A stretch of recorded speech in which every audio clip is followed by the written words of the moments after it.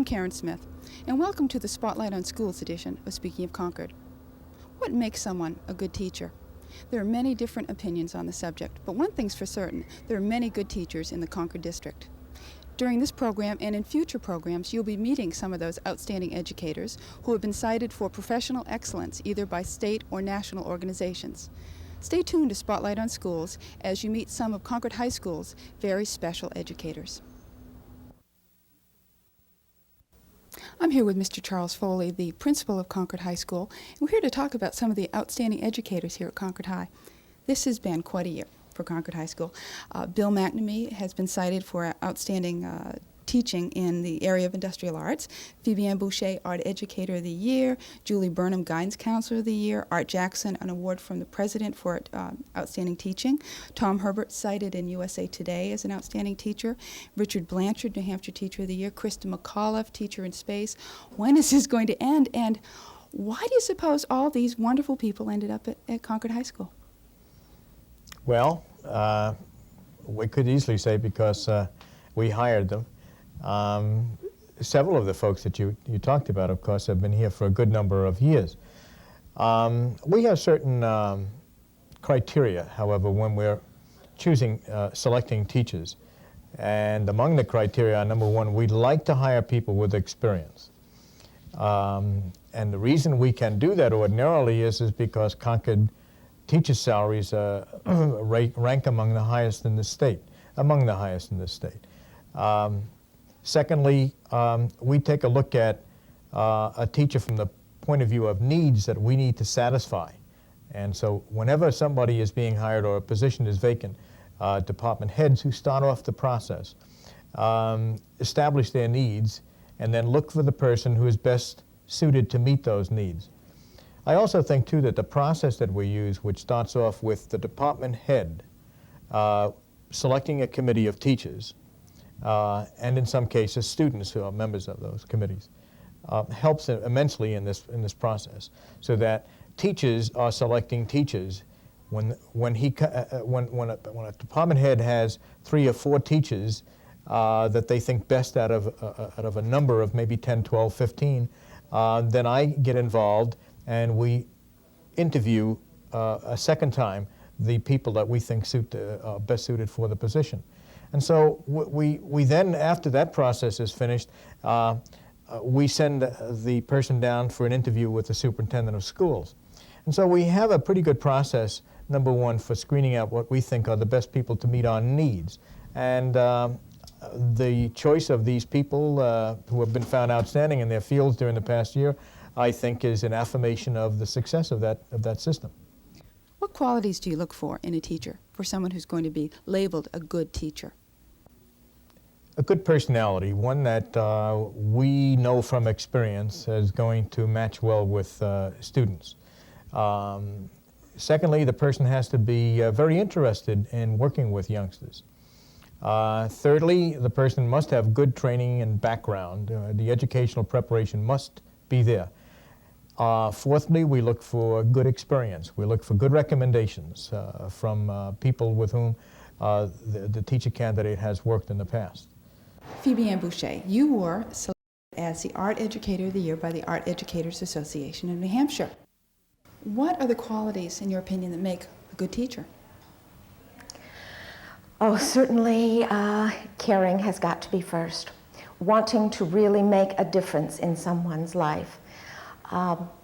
Maybe not even seeing that difference over any of the years that you interact with a student, but having a gut knowledge that you've interacted and that you've done something terribly important.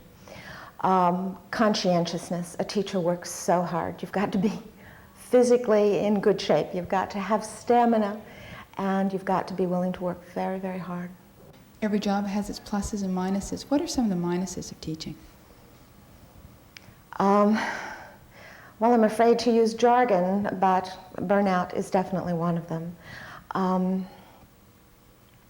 And money is the other. And it's very hard to bring that up. But I've gone through different phases and stages in my professional life. For a while, I was actually angry. I was an irate woman for a while. For a long while, I was a single parent. And it's excruciatingly difficult to be a teacher and a single parent of 3 children.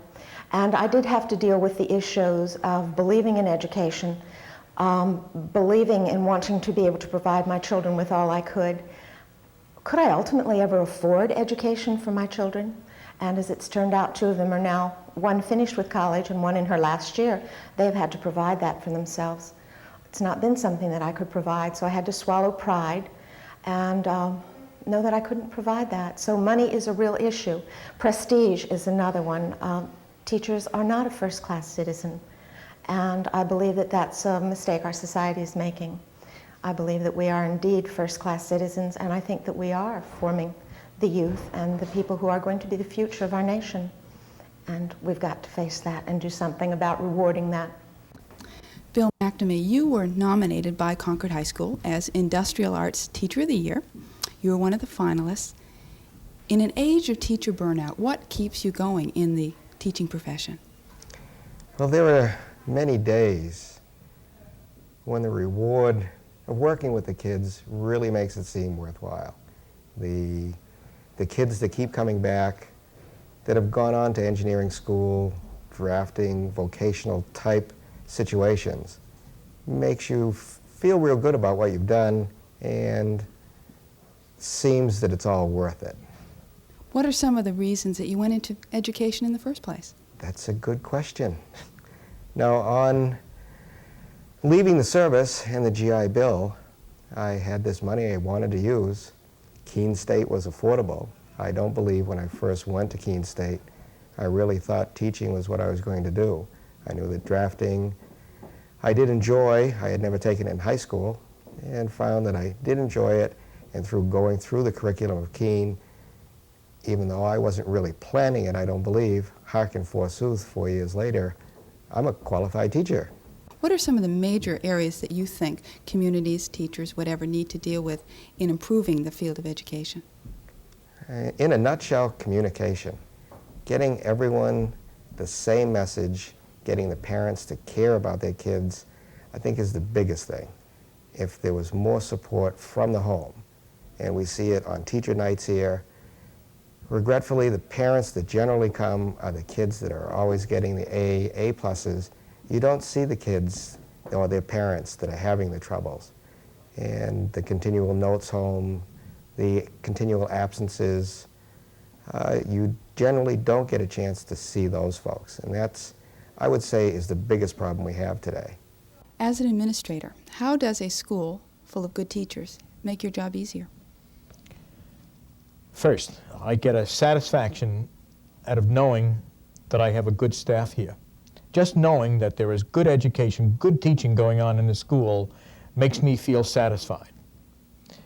The atmosphere is what I like to think that I am working in, satisfies my need to as a professional to work in a school where people like to teach and where kids like to learn. That's what Concord High School has. It makes my job easier because I can then deal with a lot of other things that may be difficult for some people to work with in other schools. For example, if I have a project that I would like to see somebody pick up on, as you know, I can throw that out to the faculty, and I know that somebody, generally speaking, is going to pick up on it and get the job done. And it's going to be done well, and it's going to add to the school atmosphere. It's going to add to learning. It's going to add to teaching, and those are the things that make my job easier. Also, too, where good teaching goes on, kids want to be in the classroom. When kids are in the classroom and satisfied, then they're going to follow school rules better because they're in a better mood to do so. And we think that this helps immensely in a school. When Secretary of Education Bennett was here recently, he stated that good schools attract good teachers. How true do you think that is, and what other factors are involved? There's an element of truth in what Mr. Bennett said. I think he's accurate up to a point, let's put it that way.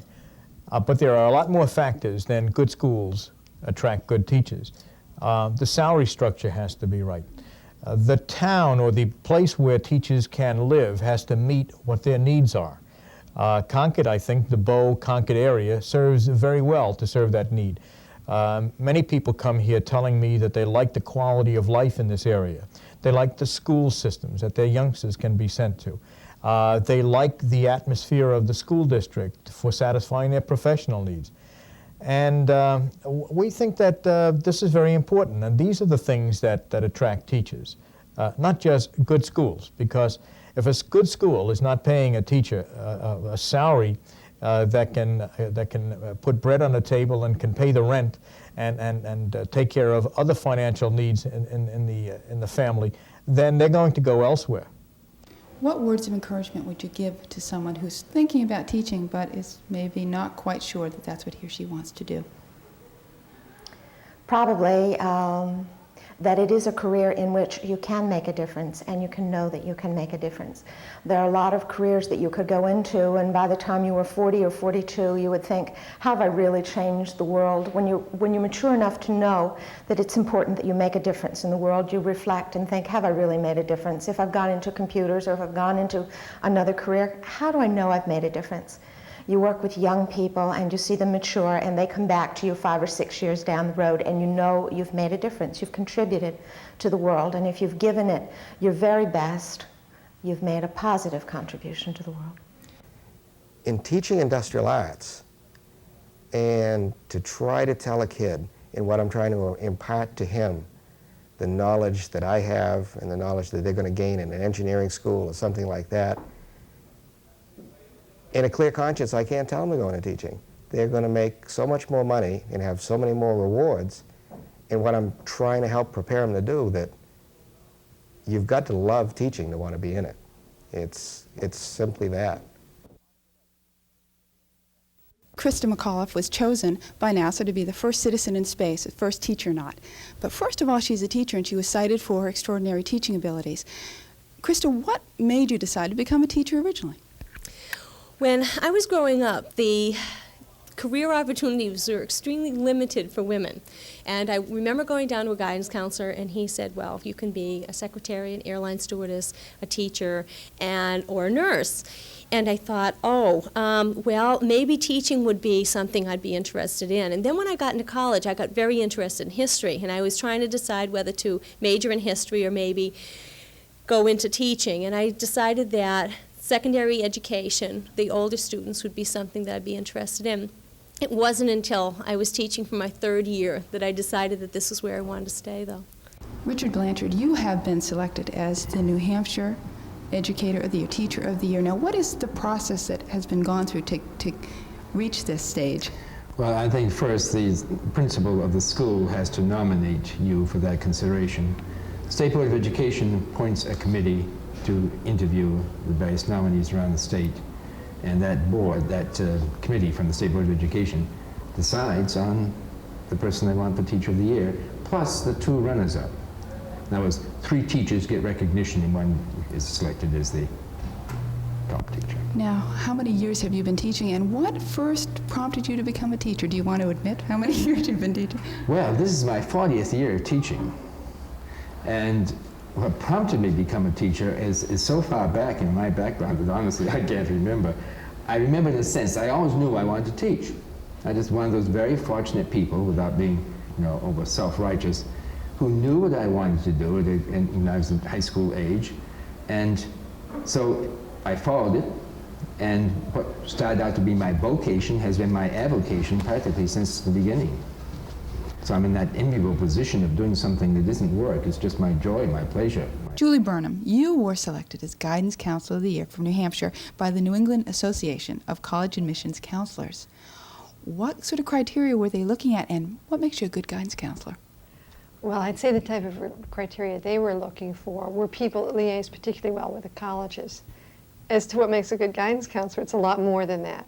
It's both college admissions and that advising, but at the high school we do a lot of straight counseling as well as academic advising. We're sensitive to kids with drug and alcohol issues. You name it, we do it. Just about everything from soup to nuts. What type of person is attracted to a career in guidance counseling? Primarily people who are interested in other people and people who are interested in helping. I would say that's the bottom line. You've got to like people. You've got to have a positive attitude towards people and a lot of patience. An issue that comes up often is the area of burnout. We've been talking about teacher burnout with some of the other people in the program.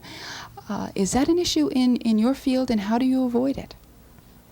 I think anytime you deal with lots and lots of people, that's an issue. I don't care whether it's the police or whether it's teachers or any profession that meets with great numbers daily. You have many, many demands on your time. Some of that is limiting and making sure that you spend quality time with those people that you do see. Sometimes that means that some have to wait, and you have to do a lot of PR in terms of making sure that others know that the reason they're waiting is that they'll also get that kind of special attention when their time comes. Some of it's limiting some of the paperwork and what I call administrivia, which is really very necessary, but in terms of the training level that's needed to be a good listener with students and parents and teachers, that can be done by someone else, and it's important to be able to delegate that sort of thing. That's essential in avoiding burnout. Teacher burnout is a term we hear an awful lot of. What's kept you going? The students. I just love the kids, and I know that I'm going to miss them an awful lot this year. So many of them stop by the house, and they're excited that I'm going, but they think, I've got you on my schedule, you know, or I've waited 3 years to take this course, and now you're not going to be here, and that's hard. I really wish that there was some way that I could have that interaction during the year. I'm going to be working with just adults this year for the first time, and it's going to be very different. What do you perceive as some of the major problems that the teaching profession needs to deal with? Well, first of all, the way people look at teachers as professionals. I'm hoping that this gets raised during this year, and I've seen it even change now. Teachers are feeling good about themselves. Teacher morale usually is a problem, and they're feeling good about themselves. The NASA program for the space participants was to choose a teacher far before President Reagan even made that announcement. And I was very happy to find that out, that they had recognized teachers as good communicators. And it wasn't something done just as a good move during an election year. So I think to raise that status of teachers, and in doing that, having school boards and budget committees and the community look at teachers, what is positive that's going on in the school, and then the next time when the budget comes up or teachers need a raise, to get them up with professionals, to keep good people in the profession, that's going to pass without a problem. I'm hoping also to get some students involved in possibly considering teaching as a profession. I took a survey a few years ago and found out at about 200 students that maybe 3 of them were interested in possibly becoming a teacher. And I love my profession, I love what I'm doing, and it just appalls me that there aren't more kids saying, oh, I really want to go into teaching. So I hope that these things happen during the year. I see it as a wonderful year for education. Every job has pluses and minuses. What are some of the positive aspects and some of the negative aspects of teaching for you? Well, I think certainly the positive aspect is the satisfaction and the responsibility simultaneously of working with young people, working with young minds. I think that is just something which is so overwhelming. If you thought about it, you would never dare enter the classroom. Because when a student comes into your room, he is a different person when he leaves it. Because why? Because he's had contact with you, his teacher, and his fellow students. And there's a tremendous responsibility there. I think the only, and I don't like to talk in terms of negative, frankly, but I've found it through the years rather discouraging sometimes to think how little value we put on the teacher as an educator. Certainly the monetary has been labored over so long that need not be labored any further here. But that really is secondary. I look upon my profession as something that I have more satisfaction and more reward from that far transcends any paycheck or any salary schedule, even though I might see that paycheck and salary schedule in a negative light. As New Hampshire Educator of the Year, you've been set up as basically a model for other teachers. If you were in the position to hire teachers, what qualities would you look for? Well, the first quality I look for is a strong liberal arts education. Point number 2, that's from the academic point of view. From the personal point of view, I want to ascertain surely that this person had a really genuine, devoted, absolute love of learning and working with people this age. I think those are 2 strongest things. a love of what one is doing, and an absolute, thorough, profound educational preparation. Does having a building full of excellent teachers help you in your job?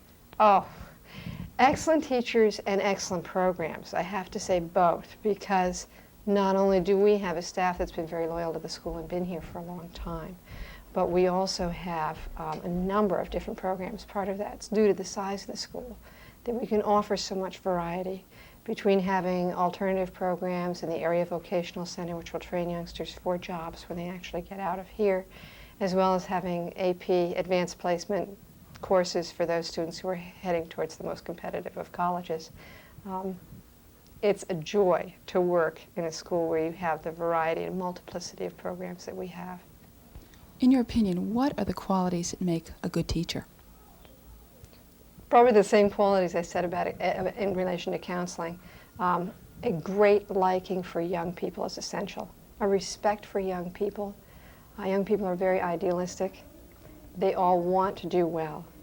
The teacher who recognizes that and encourages a youngster to do his best or her best and strive for even more than they think they can, that teacher with knowledge of his subject is going to be excellent. What makes you a good teacher? I don't know as if I could really answer that. I like to think that I am. I do my job. I think I do it well. It's hard to really say if you are when you look back at it day in and day out, because there are some days you go home, you just wonder what the hell you were doing there in the first place. But like I said at the beginning, the kids that come back that actually have got something, I feel I have something that I can give to kids in regards to drafting, industrial arts as a whole, and I'd like to say that I do it well. But Well, I love students. I love the interaction. I feel that teaching is a learning process. I see myself as a facilitator, not as an authority in the classroom. And I'm going to miss that this year because I feel that I grow every time I teach a course or teach it a little bit differently because students have different outlooks and they have different opinions. I'm enthusiastic, got lots of energy, and because I like what I'm doing, I think that gets the students involved in it. If you knew someone who was thinking kind of seriously about going into teaching, but we're vacillating a little bit, what would you say to encourage them? What one thing could you tell them? Well, I would hope that they would have at least one teacher who they could look at as a role model. I'm hoping that I can give a lot of students that opportunity. So many times, women especially have such limited role models, and it's changing. It is changing, and that's good. But if you see a lot of good role models, then you're going to be able to pick. And I'm hoping as more and more people stay into teaching because they love it, and maybe that the salaries get raised a little bit so that everyone is happy and they're enthusiastic, that more students will look at that and say, I'd love to become a teacher. I always encourage particularly the more intellectually and academically gifted students. I know that's almost a lost cause from their point of view because of the economics and societal factors. I encourage them because I told my students, I said that the most important thing you can do with your life, what it is, you've got to take an assessment of your life. What do you most enjoy doing? And that's what you do. Whether it be a person who picks up the refuse on Wednesday or is a person of the United States, wherever it may be. Not the economic factor. If you enjoy contributing to a better world and you enjoy learning, you can't do any better than being a teacher, at least in my opinion. And I won't talk with you about salary or money you're going to make because that's purely secondary. After 40 years of teaching, I'm sure there are times that you've become discouraged or maybe disenchanted. What has kept you going? It's kept me going because I love what I do. And I always have from the beginning. Of course I've had students who might say be socially undesirable, but think of the thousands of students I've had over 40 years. I don't think I could use up the fingers of one hand counting those that I really felt were very, very difficult and hopeless and enough to drive me out. They never did drive me out because I'm still here, but I mean, that kind of student that you say you feel just so discouraged about, you think it's hopeless. Fundamentally, students and young people are very sound, good people. Externally, superficially, they may be, very rough, they may be very crude, they may be very awful as far as having a sense of integrity or honesty, but underneath all that, there's a human being, and there's something good in every one of them, if you have patience to find it.